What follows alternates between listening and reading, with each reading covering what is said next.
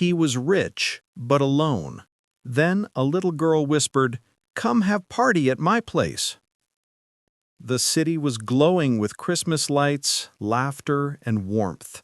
But inside the tallest glass tower, CEO Arman Halim sat alone in silence. His mansion was decorated perfectly, but it felt like a museum, beautiful and empty. Years ago, success had cost him everything: his friends, his family, and the love of his life. Now all he had was wealth and the sound of ticking clocks. On Christmas Eve, he left the office late, walking past street vendors and families carrying gifts.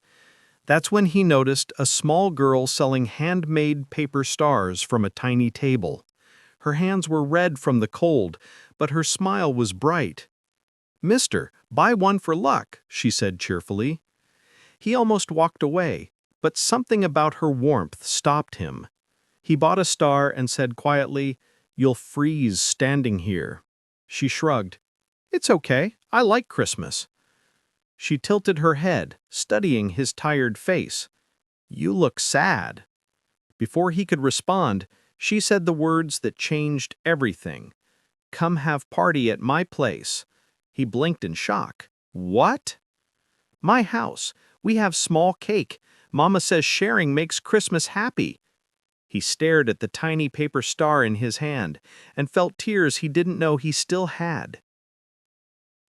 That night, instead of returning to his cold mansion, Armand followed the little girl through narrow streets and flickering streetlights.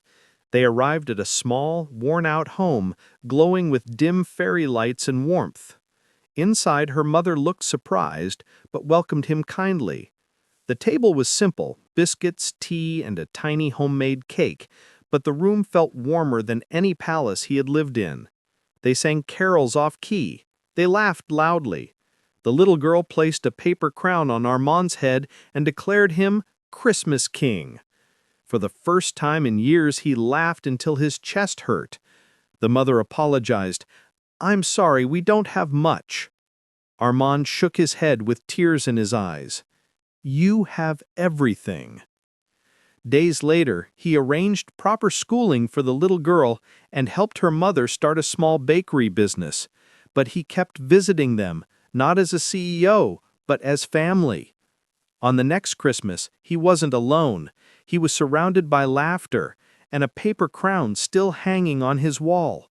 Because sometimes it takes a little child to teach a grown man how to feel alive again.